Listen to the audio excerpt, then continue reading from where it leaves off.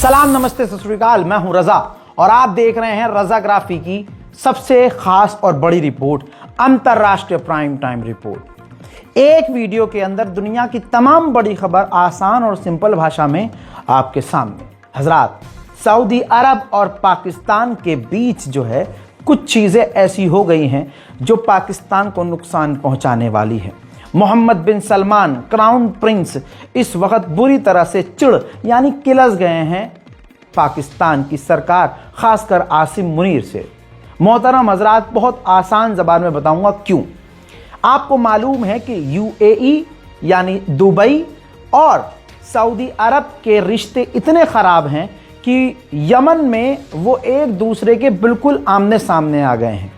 Saudi अरब ने Yemen पर ज़बरदस्त हमले किए हैं उन ठिकानों पर जहां पर घुसपैठिए यूएई के समर्थन से घुसे हैं। यूएई का तगड़ा नुकसान हुआ और यूएई ने ऐलान किया कि हम यमन से निकल रहे हैं, हालांकि वो निकल नहीं रहा है। दोस्तों, अब एक महीने पहले का आपको अपडेट याद होगा कि सऊदी अरब ने और पाकिस्तान ने डिफेंस एग्रीमेंट किया था। पाकिस्तान ने तुनक के कहा था कि इस डील के बाद अगर सऊदी पर हमला हुआ तो पाकिस्तान मानेगा कि हम पर हमला हुआ, और अगर पाकिस्तान पर हमला हुआ तो सऊदी अरब मानेगा कि हम पर हमला हुआ।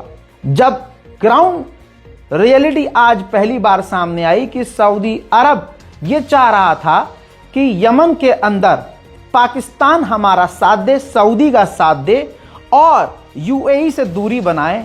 ऐसे में 2-4 दिन पहले पाकिस्तान की डेलीगेशन खुद आसिम मुनीर यूएई के करीब हो गए। यूएई के जो बादशाह हैं, बादशाह सलामत, और पूरी डेलीगेशन वो पाकिस्तान पहुंच गई। बंद कमरे में लंबी चौड़ी बातचीत हुई। अब मोहम्मद बिन सलमान को तो ये गद्दारी ही लगेगी। वो बंदा कहाँ गलत है? जो यूएई अचानक से सऊदी के खिलाफ हो गया, वही पाकिस्तान के करीब हो रहा है, तो सऊदी अरब चिढ़ेगा। बड़ी बात क्या हुई, अब यूएई के जो करीब हुआ, दोनों हाथ में लड्डू लेना चाह रहा था पाकिस्तान का आसिम मुनीर पहले यूएई के करीब होता है। अब फिर सोचते हैं, पाकिस्तान की गवर्नमेंट ये सोचती है कि सऊदी अरब न चिढ़ जाए, इस वजह से सऊदी अरब के क्राउन प्रिंस से मिलने के लिए जो पाकिस्तान की डेलीगेशन है, आसिम मुनीर और उनके साथी, उन्होंने अप्रूवल लिया, सऊदी अरब से मांगा कि हमें मिलना है। तो सऊदी अरब के क्राउन प्रिंस ने साफ मिलने से इनकार कर दिया। इससे यह क्लियर हो गया कि सऊदी अरब बुरी तरह से पाकिस्तान से नाराज है। मज़ेदार बात यह है कि पाकिस्तान के जो प्रधानमंत्री शहबाज शरीफ, उनके घर वाले और बीच में वो खुद भी यूएई में हैं। इस वजह से ऐसे में सऊदी अरब का चिढ़ना किलसना लाजमी है। मोहतरम हजरात, अभी बांग्लादेश में जो चीज़ चल रही है, तो बांग्लादेश के नाम पर भारत में शाहरुख खान तक को निशाना बनाया जा रहा है और उन्हें गद्दार कहा जा रहा है। हालांकि हकीकत यह है कि बांग्लादेश के खिलाड़ी को चुनने के लिए खुद बीसीसीआई ने नीलामी की लिस्ट में रखा। तो ऐसे तो अमित शाह के बेटे और बीसीसीआई को गद्दार कहना चाहिए, लेकिन लवड़े ने भुज्यम की जो टीम है, जो संगठन वाले हैं, इनकी औकात नहीं है नाम लेने की जय शाह का। इस वजह से शाहरुख खान को मुसलमान होने की वजह से निशाना बनाया गया। वहीं दूसरी तरफ जहां बांग्लादेश का और शाहरुख खान का विरोध हो रहा था, अब्बा मोहतरम इनके जयशंकर जो है बांग्लादेश चले गए। अब इतना कुछ होने के बाद इन्होंने कुछ नहीं बोला।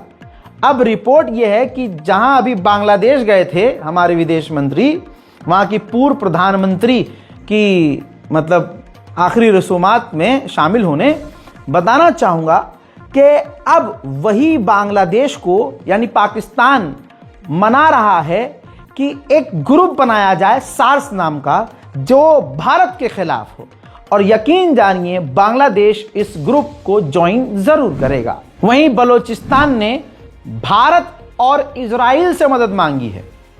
बलोचिस्तान के यानी बलोच लोगों का कहना यह है, खुलासा यह किया है कि पाकिस्तान की हरी झंडी के बाद चाइना बलोचिस्तान में अपनी फौज तैनात करने की तैयारी में है, मिलिट्री बेस बनाने की तैयारी में है। ऐसे में उसने भारत को खत लिखा है और इजराइल से भी मदद मांगी है। मजेदार बात यह है कि तालिबान से भी बलोच ने मदद मांग ली है। मोहतरम हजरात, उधर पाकिस्तान के शहबाज शरीफ ने ऐलान किया है खैबर पख्तूनख्वा के इलाके में हमें गैस और तेल का भंडार मिला है, जिससे पाकिस्तान की इकोनॉमी को फायदा होने वाला है।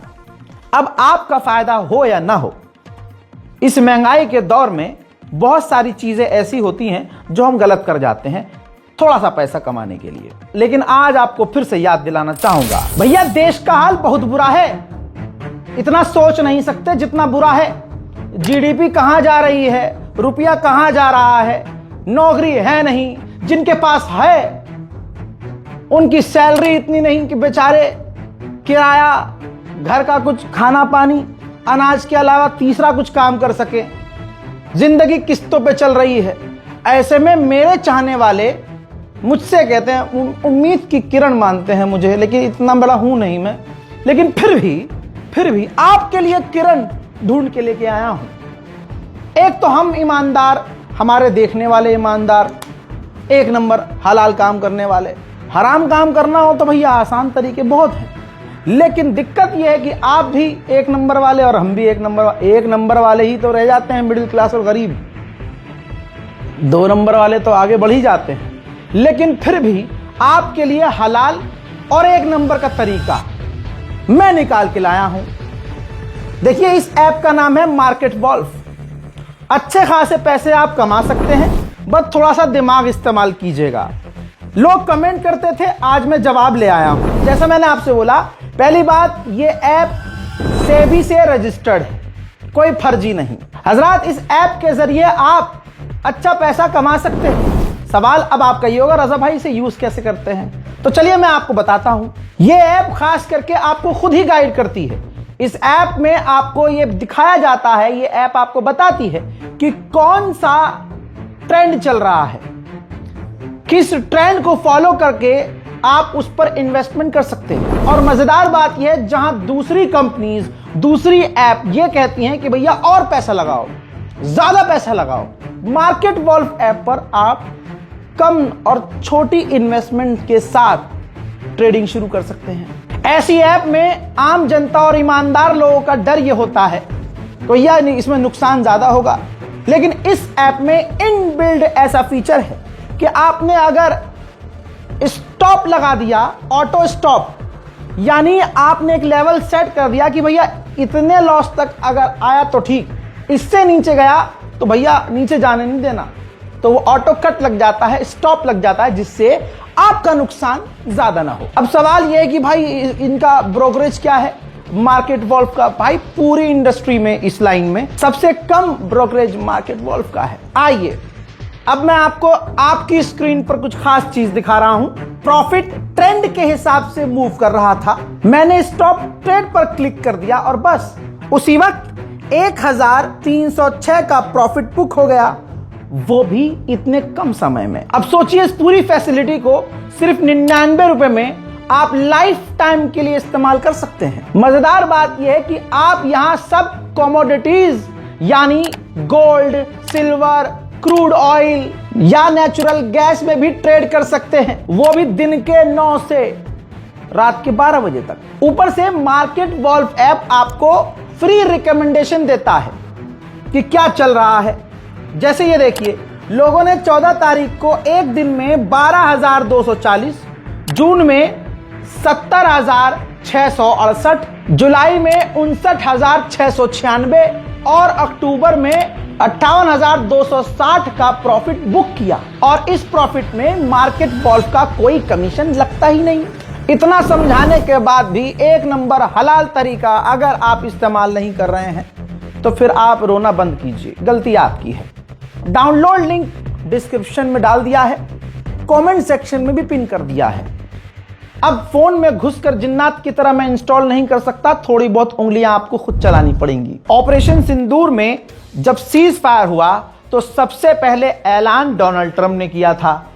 इस मामले में आज भी मोदी से सवाल किए जाते हैं कि अगर सीज फायर में कोई दूसरा रोल नहीं था किसी का, तो फिर ऐलान ट्रंप ने क्यों किया सीज फायर का?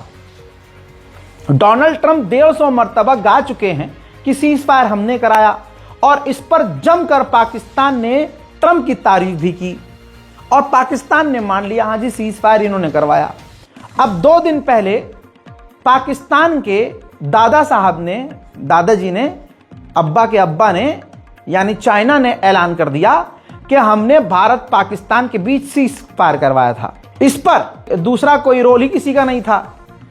इस पर अब पाकिस्तान फिर आ गया सपोर्ट में अपने दादा के, और पाकिस्तान ने कहा कि हाँ जी चाइना ने सीज फायर में एक बड़ा किरदार निभाया था। अब यहां पर पाकिस्तान फंस भी सकता है कि अब तक पाकिस्तान चुप क्यों था, और चाइना की तारीफ करके यहां पर पाकिस्तान अमेरिका को यानी ट्रंप को नाराज भी कर सकता है। मोहतरम हजरात, भारत के गूखोर गांचट्टे यहां मुसलमान होने की वजह से हर तरह से कोई भी हो, मतलब मोदी को अपना अब्बा ऐसा मानना है कि वो गलत भी करे तो वह हीरो है जी, हीरो। अब आप सोचिए जो तस्वीर वायरल हुई बांग्लादेश में जयशंकर की मुस्कान के साथ पाकिस्तान के स्पीकर से हाथ मिलाते हुए, उस पर खुलासा अब पाकिस्तान ने यह किया, पाकिस्तान के मंत्री ने यह कहा, पाक नेता ने, कि जयशंकर मुझसे हाथ मिलाने खुद आए थे, मैं नहीं गया था, और उन्होंने आकर मुझसे कहा कि मैं आपको पहचानता हूं। और यहां शाहरुख खान को गालियां बक रहे हैं। आहा, इसे कहते हैं गू रियलिटी चेक। अब कोई हिंदू संगठन की औकात नहीं, वो जो लचकीले बाबा हैं लहरा लहरा के बल्ब खा खा के जो शाहरुख खान को गालियां बक रहे हैं, इस खबर पर खामोश रहेंगे। वहीं बात करें दोगलेपन की तो वाह, दूसरी तरफ पड़ोसी को गलत बताते हुए ये देखिए, भारत के विदेश मंत्री माननीय जयशंकर ने कहा है कि अगर पड़ोसी अच्छा नहीं तो आपको इससे फायदा नहीं मिलता। आप यह नहीं कह सकते कि मेरे साथी पानी बांटिए लेकिन मैं आपके साथ आतंकवाद जारी रखूंगा, यह मुमकिन नहीं है। जाहिर सी बात है, इसमें माननीय जयशंकर ने पाकिस्तान को आड़े हाथ लिया। हजरात, भारत की एयर इंडिया, जिसके नाम में इंडिया है, लेकिन पूरी तरह से भारत का नाम खराब करने वाली एयर इंडिया का एक और कांड सामने आया है। एयर इंडिया की फ्लाइट्स कैसी होती हैं मुझे बताने की जरूरत नहीं है। आप लोग अगर एयर इंडिया से सफर करते हैं या किया हो तो आपको अच्छे से पता होगा। वहीं कनाडा में एयर इंडिया की एक फ्लाइट को पायलट शराब के नशे में उड़ाने वाला था। वो तो कनाडा की अथॉरिटी ने जांच की तो पकड़ लिया, चेकअप में, रूटीन चेकअप में। अब भारत की एयर इंडिया से 26 जनवरी तक का समय देकर कनाडा ने जवाब मांगा है कि इस पर आप क्या कार्रवाई करेंगे।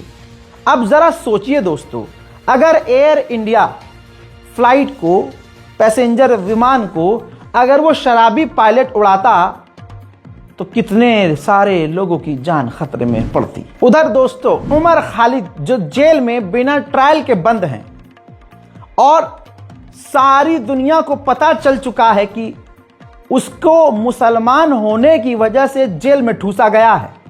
यह मामला अब बहुत बड़े लेवल का हो गया है, क्योंकि न्यूयॉर्क के मेयर ममदानी ने ओपन लेटर लिख दिया है और उमर खालिद की चिंता व्यक्त की है कि हम तुम्हारे बारे में सोच रहे हैं उमर खालिद, हम मांग करते हैं कि तुम्हें बेल मिले। साथ ही दोस्तों अमेरिका के 8 नेताओं ने भी उमर खालिद के लिए आवाज उठाई है। अब इस वजह से मेयर जो न्यूयॉर्क के हैं उनसे एक खास समुदाय और ज्यादा नफरत कर रहा है, क्योंकि इंडिया में मुसलमानों को प्रताड़ित करना एक झुंड के लिए धर्म के हिसाब से जरूरी है। उनके माइंड में यह है कि अगर मुसलमान परेशान होगा तो हमारी जीत होगी। मोहतरम हजरात, जहां पर एक खास समुदाय मुसलमानों को पाकिस्तानी और हर चीज की गलती नेहरू पर डालते हैं और सोशल मीडिया पर पाकिस्तान और मुसलमानों को गाली बककर और बांग्लादेश के हिंदुओं को अपना और भारत के मुसलमानों को पाकिस्तानी और विदेशी बताकर खुश होते हैं, उनका दोगलापन भी वक्त के साथ साथ खुल रहा है।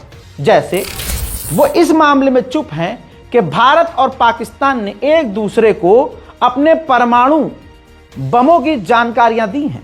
साथ ही कैदियों की भी जानकारियां शेयर की हैं कि पाकिस्तान ने बताया कि भारतीय कैदी कितने हैं, भारत ने पाकिस्तान को बताया कि हमारे पास पाकिस्तानी कैदी कितने हैं। भारत सरकार ने अपनी तमाम रिफाइनरी कंपनीज को आदेश दिया है कि आप लोग कितना तेल रूस से खरीद रहे हैं उसकी जानकारी हमें चाहिए। यह बात क्लियर है कि पाकिस्तान से भारत का टकराव बना रहेगा और बढ़ेगा। ऐसे में भारत की खुद की DRDO ने एक खतरनाक बम, ग्लाइडर बम जिसे कहते हैं, बनाया है, वैसा बम।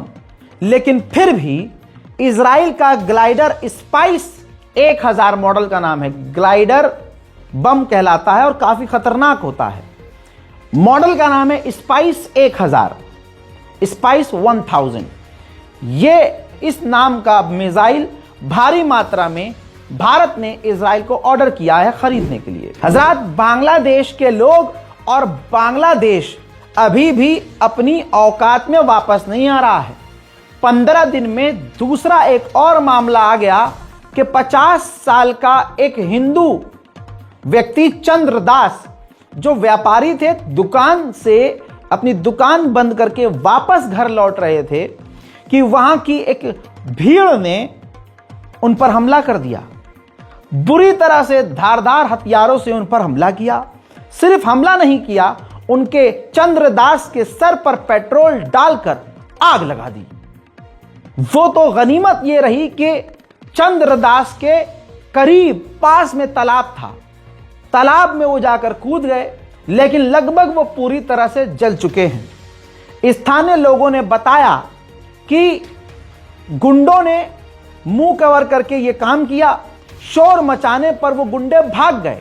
शासन प्रशासन बांग्लादेश का अभी उस झुंड को गिरफ्तार नहीं कर पाया है, लेकिन चंद्रदास की हालत इतनी नाजुक है कि उनको ढाका रेफर किया है। और 50 साल के चंद्रदास इस वक्त जिंदगी और मौत से लड़ रहे हैं। भारत में जो मुसलमान मारे जा रहे हैं एक खास समुदाय के द्वारा, यह घटना उससे अलग नहीं है। अगर हम मुसलमानों को भारत के मुसलमानों के मारे जाने का, मॉब लिंच करने का दुख है, और चंद्रदास के जलाए जाने पर हमें खुशी है, तो माफ करना, यह इस्लाम नहीं है और हम फिर दोगले मुसलमान हैं। इसलिए आपसे गुजारिश है, और खासकर भारत के मुसलमानों से, मेरी ऑडियंस से गुजारिश है कि भारत के अंदर जो हो रहा है हमारे साथ, उस पर भी अगर आप बोल रहे हैं तो बांग्लादेश में जो हिंदुओं को कत्ल किया जा रहा है उस पर भी उससे ऊंची आवाज में बोलकर दिखाएं। अमेरिका हमेशा दूसरे देशों पर नजर रखता है। अफगानिस्तान में अपना खतरनाक MQ-9 रीपर उड़ा रहा था, दोस्तों, वो क्रैश हो गया। MQ-9 रीपर अक्सर क्रैश होता है, एक बार फिर से क्रैश हुआ और MQ-9 रीपर एक बार फिर से बदनाम हुआ। चाइना की खतरनाक नई मिसाइल, मॉडल याद रखिएगा DF-27। यह चाइना की इतनी खतरनाक मिसाइल है कि चाइना सीधा अपने यहां से अमेरिका को हिट कर सकता है। इस मिसाइल के मैदान में आते ही चाइना से लेकर अमेरिका तक हड़कंप मच गया है। अमेरिका चाइना से सामने से नहीं लड़ सकता। तो जैसे शुरू में अमेरिका ने यूक्रेन को उंगली करी थी कि चलो चलो हम तुम्हारे साथ हैं, और बाद में अकेला आज छोड़ दिया, ऐसे ही क्योंकि देखिए रशिया से अमेरिका नहीं लड़ सकता था तो यूक्रेन को आगे कर दिया, और आज यूक्रेन का हाल आप देख रहे हैं। ऐसे ही चाइना से अमेरिका सामने से भिड़ना नहीं चाहता, तो वो ताइवान को मजबूत कर रहा है। खबर अब यह है कि ताइवान को भारी मात्रा में जल्दी F-16 फाइटर जेट देने की तैयारी में, जिस पर चीन बुरी तरह से भड़केगा। अब ताइवान के करीब अभी चाइना ने खतरनाक ड्रिल करी थी, और वो ड्रिल करके चाइना लौट गया वापस। अब ऐसे में अमेरिका ने कहा कि चाइना ताकत के जरिए मामले को बिगाड़ रहा है और ताकत से किसी सॉल्यूशन तक नहीं पहुंचा जा सकता। चाइना जानबूझकर तनाव बढ़ा रहा है। यह टोन वैसी ही है जब अमेरिका अपनी ताकत का इस्तेमाल दूसरे देशों पर करता है तो दूसरे देश यही अमेरिका के लिए बोलते हैं। आज टिट फॉर टैट हो रहा है तो अमेरिका को तकलीफ हो रही है। जापान के भी रिश्ते चाइना से खराब है। एक औरत पहली बार वहां की प्रधानमंत्री बनी और जापान जहां हमेशा शांति रहती थी वहां पर भी फसाद शुरू हो गया। भाई साहब, फसाद भी ऐसा कि अब प्रधानमंत्री जापान की हैं, उन्होंने कह दिया कि हमारे पास ऑप्शन मौजूद है, हम न्यूक्लियर सबमरीन खरीद सकते हैं। मैं महिलाओं के खिलाफ नहीं हूं, लेकिन जिस तरह से मैंने देखा है, आपने भी देखा है कि महिला को जब पावर दे दी जाती है तो फिर उसका इस्तेमाल गलत ही होता है। जी हां, अक्सर ऐसा देखा गया। सारी महिलाएं ऐसी नहीं हैं। अब एक मामला है, एक्टर नहीं है, किस्मत बादशाह की वजह से चमक गई है। सिंगर बादशाह ने एक व्यक्ति को सपोर्ट कर दिया। वो उनकी पर्सनल राय थी कि मुझे यह अच्छा लगा, उन्होंने वो कंटेंट शेयर कर दिया। देखते ही देखते अगले शादाब जकाती की जिंदगी बदल गई। किसी भी समझदार आदमी से आप पूछेंगे कि इनके कंटेंट में कोई लॉजिक या कॉमेडी है, आपको लगेगा कि नहीं है। जवाब भी यही मिलेगा। कोई भी वीडियो देखिए, हर वीडियो के अंदर भैया के एक्सप्रेशन सेम होते हैं। No hate for him, but मैं जेन्युइनली रिव्यू दे रहा हूं। एक्सप्रेशन सेम होते हैं, बातें सेम होती हैं। बस कहते हैं ना कि ट्रेंड में आ गया बंदा, और किसकी वजह से आया आपको पता है। बंदा उसके लिए थैंकफुल है, अच्छी बात है। गॉडफादर को नहीं भूलना चाहिए। बहुत सारी चीज़ों में इनको फंसाया गया, हमने इनका साथ दिया, और आज भी उन मामलों में हम साथ हैं कि भाई फर्जी फंसाने की कोशिश है और मुसलमान होने की वजह से इनको टारगेट भी किया गया। लेकिन अब कुछ ऐसा मामला आया है जिससे मुझे खुद शौक लगा।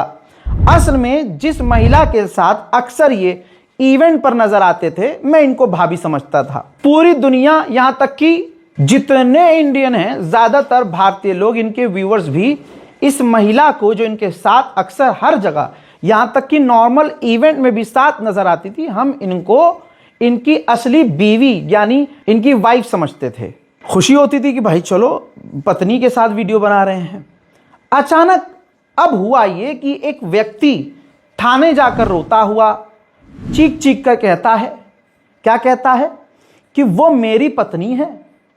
मेरी पत्नी को शादाब जकाती यहां लेके जाता है, वहां लेके जाता है, और मेरी पत्नी मुझे धमकाती है, डराती है और मारने की बात करती है। मेरे साथ तो नहीं रहती, लेकिन शादाब जकाती के साथ रहती है, क्योंकि वो उसे पैसा देता है और वो उसके साथ कंटेंट बनाती है, वीडियो बनाती है। ये है वीडियो। कौन है? मेरी बीवी जगाती, जान से मारने की धमकी देवे कि चाहिए मर जा, कुछ भी रोज साजिश रचे, नई साजिश रचे। मेरी बीवी मुझे धमकियां देवे, क्योंकि मैं कोर्ट कचहरी छपसी, मैं कोर्ट में खरीद लूंगा, मैं कचहरी में खरीद लूंगा, मैं थाने में खरीद लूं, मुझे कोई कुछ नहीं कर सकता, मुझे कोई नहीं मार सकता। अब तो क्या कहता है? मैं भैया मैं अपने बच्चे की जिंदगी और अपनी जिंदगी चाहूँ। मेरी बीवी मेरे मतलब की नहीं है, वो पता नहीं किस से अफेयर चली, तो उसके शादी के बाद भी मैंने खूब आकर पीछे रखी, मैंने चल कोई ली। अब क्या? अब ये जगाती के साथ लग गई। जगाती से मैं से रोक के नहीं रुकती, जगाती के वे जगाती से मेरी विलायत के 3 4 दिल के ले जा, 5 दिल के ले जा। अब भी मैं अब भी रोक रहा था, अभी आई थी कटोर से, जिन्हें कहा से आई थी, यूं कहने लगी कि मैं तो देहरादून जा रही, मैंने कहा मेरी तबियत खराब है, तुझे पता मैं हार्ट का बीमार हूँ, मेरी कितनी तबियत खराब चल रही, मुझे एक झलक नहीं देख रही। यूं कह रही चाहे तुम मर जा मेरे पेशाब से, मेरे दिल में नहीं है तू इतना सा भी। मैं मुझे गालियां दे रही, मोबाइल में मेरी रिकॉर्डिंग है, गाली दे रही, कभी तलाक की धमकी, कभी थाने की जेल में चढ़ाने की धमकी दे रही। जगाती के केले वो ये सारे काम कर रही, और मैंने मना करा, फिर भी देहरादून चली गई। और यूं कह रही मुझसे झूठ के थाने में बैठी थी। मैं मुझ में इल्जाम लगाया जाए, मुझे मानने की, मुझे कितनी बुरी साजिश। अब दोस्तों, मैं अपना ओपिनियन नहीं दे रहा हूं कि ये ड्रामा कर रहा है या वो, मैं आपको न्यूज़ को बता रहा हूं और समझाने की कोशिश कर रहा हूं। फिर इसके बाद मामला आगे ये बढ़ता है कि पत्नी का रिप्लाई आता है। पहले तो आवाम इसी झटके में थी कि ये शादाब भाई की बीवी नहीं है, ये तो ऑन स्क्रीन बीवी है उनकी, असली बीवी तो सामने ही नहीं है। अब महिला ने जो वीडियो बनाया और क्लेम किया वो शॉकिंग था सबके लिए। शादाब की ऑन स्क्रीन अहलिया यानी बीवी ने कहा कि जी वो तो मुझे तलाक दे चुका है अब सवाल यह है कि तलाक दे चुका है तो तुम क्यों रह रही हो उनके साथ? और वो पूरे घमंड से कह रही है कि मैं 4 बच्चों को पालती हूं, वीडियो बनाती हूं, वो मुझे पैसा देता है। पहले वीडियो देखिए, बहुत सारी बातें आपको भी समझ में आएंगी। कुछ मतलब नहीं है, मैं उनके साथ काम करती हूँ, उस चीज का मुझे पैसा मिल रहा है, मैं उनके साथ काम कर रही हूँ, मैं अपने घर में रह रही हूँ, सुकून से 4 बच्चों का पेट पालने की कोशिश कर रही हूँ। लेकिन मेरे हस्बैंड को ये सब कुछ सहन नहीं हो रहा है, वो बहुत मार पिटाई करता है, मुझे बहुत परेशान कर रहा है, मैं उससे अलहदा होना चाह रही हूँ। इस वजह से शदाब ज़काती का इसमें कुछ हाथ नहीं है, वो बिल्कुल सही है, निर्दोष है। जबरदस्ती करता है शदाब ज़काती वीडियो बनाना आपके साथ? नहीं, बिल्कुल भी नहीं करते हैं वो, कुछ नहीं। मैं अपनी मर्जी से ही जाती हूँ, अपनी मर्जी से ही वीडियो बना रही हूँ, सब मैं अपने काम अपनी मर्जी से ही कर रही हूँ। पैसा वैसा देते हैं आपको वीडियो बनाने का? जी, मुझे पैसे देते हैं वो। तो पति के साथ क्या मामला चल रहा है तुम्हारा अभी? वो मुझे परेशान करता है, मेरे साथ मार पिटाई करता है, मुझे वो तलाक दे चुका है। इरम बाजी ने पूरा जोर दे के 2 बार लहजों को चढ़ाकर कहा कि मैंने 4 बच्चे पाले हैं और 4 बच्चे पाल रही हूं, मैं कमा रही हूं और मेरा पति यह सहन नहीं कर पा रहा है। कमाल यह है कि पूरी दुनिया में बात करें भारत की तो मर्द अपनी औरत के लिए बहुत कुछ करता है, मर्द भी अपने बच्चे पालता है, लेकिन वो कभी एहसान नहीं जताता कि अरे मैं पाल रहा हूं, मैं खिला रहा हूं, मैं बच्चों के लिए ये कर रहा हूं। लेकिन महिला अगर कमाती है तो सबसे पहले उसे अपना पति बुरा लगता है। अब जब शदाब ज़काती लग्जरी लाइफ दे रहे हैं, इस महिला को पब्लिक में लेके जा रहे हैं, सेलिब्रिटी वाली इज्जत मिल रही है, तो पति देव तो बुरे लगेंगे ही ना, वो बेरोजगार भी लगेगा। और जाहिर सी बात है, अगर वो इनके पति काम करते भी होंगे तो इतना तो पैसा नहीं कमा पा रहे होंगे जितना शदाब ज़काती इनकी पत्नी को दे रहे हैं। और पत्नी के बात से ये क्लियर हो गया है कि भाई वो 4 बच्चों का पेट पाल रही है तो अच्छा लेके आ रही हैं, कमा रही हैं। लेकिन ऐसे में बेचारे पति पर जुल्म करना, ये कहाँ का इंसाफ है भाई? पति तो बेचारे मारे मारे फिर रहे हैं भाई, पतियों का तो भारत में बड़ा बुरा हाल है।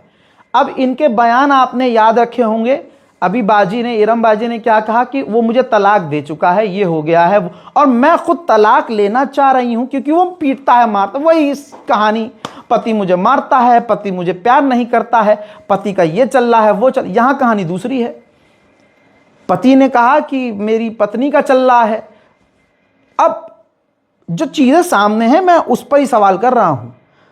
अब इसके बाद, इस वीडियो के बाद एक और वीडियो आता है, वो दिमाग घुमा रहे, बल हमारे साथ ही प्रैंक हो गया।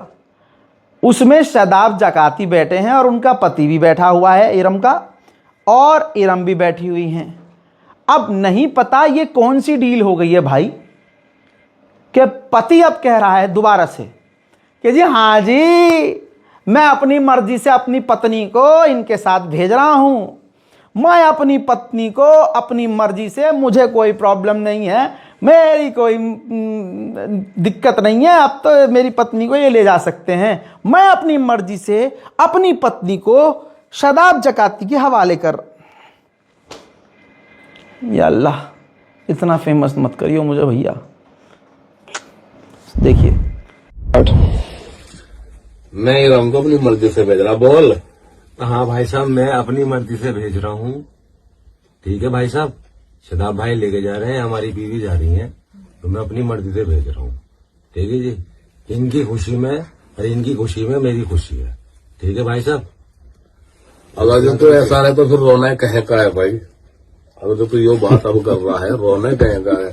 मुझे ऐसा खबर भाई साहब, मैं जाऊँ हाईवे पर, वो यकीन नहीं मानना मेरी इतनी। अब यहां पर मेरा कोई ओपिनियन नहीं है, ना मैं शदाब ज़काती भाई को बोल रहा हूं, ना मैं इरम बहन से कुछ कह रहा हूं, ना मैं उस बेचारे पति को कुछ कह रहा हूं। मैं कह रहा हूं अंदर की चीज आप सब समझ गए कि पैगाम इससे क्या मिला, सबक क्या मिला, सबक क्या मिला। अब यहां शदाब ज़काती ने कोई भी भाई से डील कर ली हो, लेकिन यार बड़ा अजीब लगा मुझे, एज अ मैन मुझे बुरा लगा कि मतलब क्या ही फील कर रहा होगा वो बेचारा जिसकी पत्नी है कि कंट्रोल ही नहीं है। भाई वो तलाक देना नहीं चाह रहा होगा। अब इस वीडियो के बाद 10 ये सवाल आपके दिमाग में होंगे कि ये अभी तो कह रही थी उसने मुझे तलाक दे दिया 3, और मैं भी अलग होना चाह रही हूँ, और अब सब सही हो गया। अंदर खाने तो बहुत कुछ चीज़ें ख़राब हो रही होंगी ना, अल्लाह इन तीनों की ज़िंदगी आबाद रखे भाई। लेकिन सबक इशारतन बहुत मिल रहा है। भैया समझ जाओ यार, अब मैं खुल के क्या ही बोलूँ, वरना शादाब भाई कहेंगे रज़ा भाई तुम तो यार हमारे खिलाफ। मैं खिलाफ नहीं हूँ, ये हालात जो बने हैं ना ये शॉकिंग है और ये बड़े गलत है। और पति को देख के मुझे बड़ा दुख हुआ कि यार अपनी पत्नी को शादाब भाई के हवाले कर रहा हूँ मैं अपनी मर्जी से। गैरतमंद पति शायद ऐसे नहीं करते, बट ठीक है, उनकी मर्जी है। भारत में तो मर्जी डेमोक्रेसी है भाई। सबक है, सबक सीखो भाई।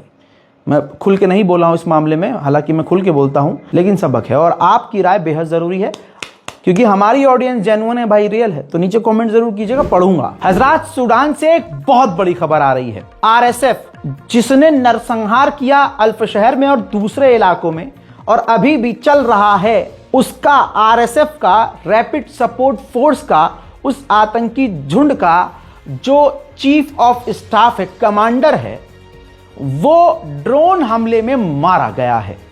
जी हां, सूडान की आधिकारिक फौज ने ड्रोन हमला किया और जो आतंकी झुंड था आरएसएफ, उसके लीडर को कत्ल कर दिया। वहीं चाइना का एक और कांड सामने आया है।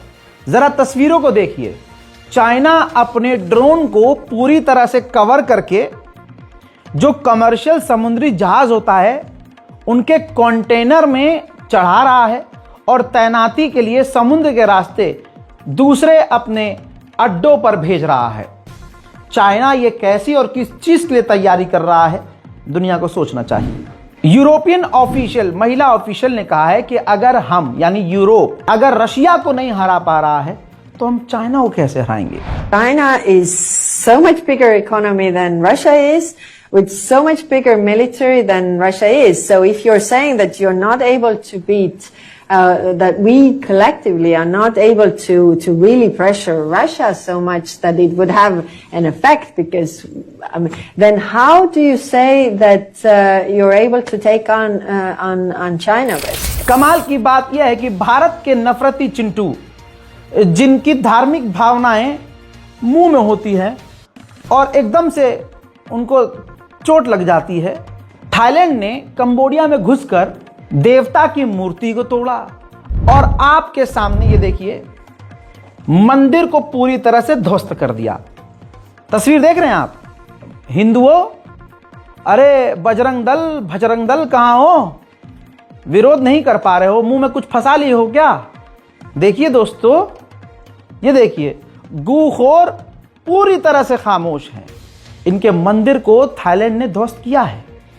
भारत ने विरोध पहले ही जताया है, लेकिन वो जो झुंड मुसलमानों और ईसाइयों पर हमले करता है वो खामोश है। हजरात, गाना का वो मामला आपको याद होगा, अफ्रीका का एक देश जिसमें एक व्यक्ति ने अपने आप को पैगंबर बताने, नौजुबिल्लाह पैगंबर बताने की कोशिश की। नूह अलैहिस्सलाम अपने आप को क्लेम कर रहा था। थू हजरात, बहुत बड़ा बवाल किया इसने, खूब लोगों को बेवकूफ बनाया। मर्सिडीज खरीदी, घर खरीदा, आईफोन खरीदा और कट्टे में घूमता था। ये इतना बड़ा विवाद हो गया कि पहले पुलिस ने पकड़ा था, फिर छोड़ दिया था, कहते हुए कि ये रिलीजियस मामला है। लेकिन जब अब क्लियर हो गया कि ये फ्रॉड है, तो गाना की पुलिस ने, जी हां तस्वीर आपके सामने, गाना की पुलिस ने इसे गिरफ्तार कर लिया है। अब वहां का धीरेन्द्र शास्त्री गिरफ्तार हो गया है, यहां का नहीं हो पाएगा। वहीं वेनेजुएला के एक मिलिट्री जोन में तस्वीर देखिए, आग लग गई है। अभी ये क्लियर नहीं हुआ है कि आग कैसे लगी है, लेकिन हालत यहां की खराब हो गई है। एक समुद्री टैंकर वेनेजुएला से निकला और ईरान की तरफ जाने लगा। अमेरिका की नेवी ने उसका पीछा करना शुरू कर दिया। उस टैंकर ने तुरंत अपना झंडा बदलकर रूस का झंडा लगा दिया और रशिया अपने झंडे की पूरी इज्जत करता है। रशिया ने तुरंत अमेरिका से मांग की कि हमारे उस जहाज का जो हमारा है उसका पीछा ना करें। वेनेजुएला के राष्ट्रपति ने बड़ा कदम उठाया। जो उनके विरोधी लोग थे, पिछले साल उन्होंने अपने विरोधी लोगों को गिरफ्तार करवाया, जिसकी वजह से उनकी देश के अंदर ही आलोचना अभी तक हो ही रही थी। हालात को बिगड़ता हुआ देखकर वेनेजुएला के राष्ट्रपति ने 88 अपने विरोधियों को जेल से आजाद कर दिया है। वेनेजुएला के राष्ट्रपति ने एक कार के अंदर पत्रकार को इंटरव्यू देते हुए बड़ी बात कही। उन्होंने कहा, इल्जाम लगाया कि अमेरिका हमारा पेट्रोल, डीजल, कोयला सब चाहता है, ये सारी दुनिया जानती है। हम लड़ना नहीं चाहते, हम अभी भी तमाम इन चीज़ों के बाद अमेरिका से बातचीत करने को राज़ी हैं। अब जो मैं आपको खबर बताने जा रहा हूं, ये खबर कम मेरी तमाम बहनों के लिए अलर्ट है। आप सब पर यह वाजिब है कि इस खबर को शेयर कीजिए, चाहे इतने पार्ट को काटिए और इसको हर जगह अपने व्हाट्सएप स्टेटस पर, फेसबुक पर, इंस्टाग्राम पर शेयर कीजिए, कोई कॉपीराइट नहीं है। मेरी बहनों, हिंदुस्तान की बेटियों, भारत की हिंदू मुस्लिम तमाम, बस मैं आज संबोधित कर रहा हूं, मैं उनको अलर्ट कर रहा हूं, लड़कियों को जो फेसबुक पर, इंस्टाग्राम पर कहीं भी फोटो अपलोड करती हैं। इस एआई के ज़माने में अब सीधा आपको निशाना बनाया जा रहा है और आपकी इज्जत खत्म हो रही है। आपकी बुरखे वाली तस्वीर को भी नंगा किया जा रहा है। बाढ़ है आर्टिफिशियल इंटेलिजेंस की और ऐसे तस्वीरों को बनाकर शेयर किया जा रहा है। ज़रा सोचिए, आपने अपनी पूरे बुरखे में एक फ़ोटो अपलोड की, किसी इंसान ने उसको डाउनलोड किया और एक्स का जो ग्रोक, जो एलन मस्क का ग्रोक एआई है, उसको बोला, हे ग्रोक रिमूव हिजाब एंड पुट बिकनी। तो ग्रोक वो 10 सेकंड में कर दे रहा है, आपका हिजाब उतार रहा है, आपकी साड़ी उतार रहा है और आपको बिकनी में पोस्ट करके पब्लिक के सामने रख रहा है। ये क्या है? सोचिए, एग्जाम्पल दे रहा हूं। ये हिजाब वाली तस्वीर है। ये सिर्फ मैं आपको एजुकेट करने के लिए बता रहा हूं। ऑलरेडी एआई का मिसयूज होना शुरू हो चुका है। देखिए, ये ओरिजिनल तस्वीर है, कोई इसमें गंदगी नहीं है, आपके मुंह से माशाल्लाह निकल रहा होगा। अब ग्रोक के जरिए किसी ने भी बोला, hey Grok put us all in bikinis, किसी ने भी पोस्ट करके लिख दिया, तो हुआ क्या? ये देखिए, शॉकिंग है ना। और बिल्कुल अब ऐसी ही आपने अगर कोई तस्वीर अपलोड करी है नॉर्मल, हम तो इतने एडवांस नहीं हुए ना, हमारे गांव के हमारे अपने लोग एडवांस हुए हैं, खानदान के, कितना गलत इस्तेमाल हो सकता है। कोई भी आपका दुश्मन आपका फोटो ले और उसको नंगा करे और आपके नाम पर फेक आईडी बनाए और वहां पोस्ट करना शुरू कर दे, पूरी इज्जत गई। आप अपने खानदान को, अपने गांव वालों को बहन कब तक साबित करती रहोगी? ये एआई है, एआई है, अरे बात क्या होता है एआई? देख तो लिए तो नंगा, कहां समझाओगे आप? तो जो हिंदू मुस्लिम कोई भी लड़की अपनी तस्वीर, साड़ी का दिखा देता हूं, ये देखिए, ये साड़ी वाली तस्वीर है, ओरिजिनल तस्वीर है। अब किसी ने अपलोड किया, लेकिन दूसरे किसी दुश्मन ने, हरामी ने इस तस्वीर को वही कर दिया, ग्रोक से बोल दिया कि भैया कपड़े चेंज कर दो, नंगा कर दो इन्हें, बिकने हो गई। ये देखिए, एग्जाम्पल दे रहा हूं, बाढ़ है एआई की, बाढ़ है एक्स पर, और एक्स कर भी रहा है। मैं देखता हूं इंस्टाग्राम पर लड़कियां कुछ भी करती हैं, फोटो क्लिक करके डाल देती हैं। जैसे इस बहन ने डाला होगा, जिम गई होंगी बाजी और फोटो क्लिक किया हो, हम तो जिम करके आ रहे हैं। अब इनकी फोटो किसी ने तो देखी होगी, वो उठाकर ग्रोक को बोल दिया कि भैया इन्हें जो है साड़ी में डाल दो, किसी ने बोला किसी चीज में डाल दो। चीज अच्छी है, लेकिन इसका इस्तेमाल बुरा भी हो रहा है। जैसा दिमाग वैसा इस्तेमाल।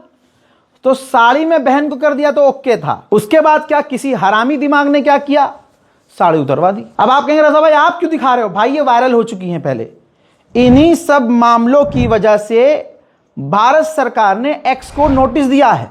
जी हाँ, ये रहा खबर अपडेट, नोटिस दिया और कहा है कि भैया तुरंत इस पर जवाब दो। अब क्या जवाब, अब एलन मस्क से तुम कहां तक लड़ोगे? लेकिन आप सोचिए कि हमारे देश के लिए, बल्कि ये एआई पूरी दुनिया के लिए खतरनाक है। फॉर एग्जांपल, तुर्की के राष्ट्रपति रजब तैयब एर्दोगान की एक नॉर्मल तस्वीर है।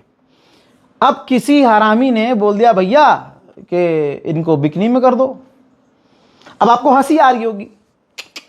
यही एआई आज हमारी बहनों के लिए कितना खतरनाक हो चुका है, मुझे समझाने की जरूरत नहीं है। हजरात मोहतरम, अंतर्राष्ट्रीय प्राइम टाइम रिपोर्ट में आज और अभी के लिए इतना ही। और जाते जाते याद दिला दूं काहे इतना समय लगा रहे हैं? मार्केट वॉल्व ऐप को 2 मिलियन से ज्यादा लोग डाउनलोड कर चुके हैं, इस्तेमाल कर रहे हैं। जिंदगी में हमेशा पीछे रहने से अच्छा है कभी तो आगे बढ़ो। कमेंट में लिंक मैंने डाल दिया है, कमेंट को पिन कर दिया है। डिस्क्रिप्शन में भी मैंने लिंक जो है डाल दिया है, सिर्फ आपको लिंक पर क्लिक करना है। अब अपने लिए एक क्लिक भी ना कर सको, ऐसा तो नहीं हो सकता है ना। तो जल्दी जाइए, रिपोर्ट को शेयर कीजिए, अपनी दुआओं में हमें याद रखिए। जय हिंद।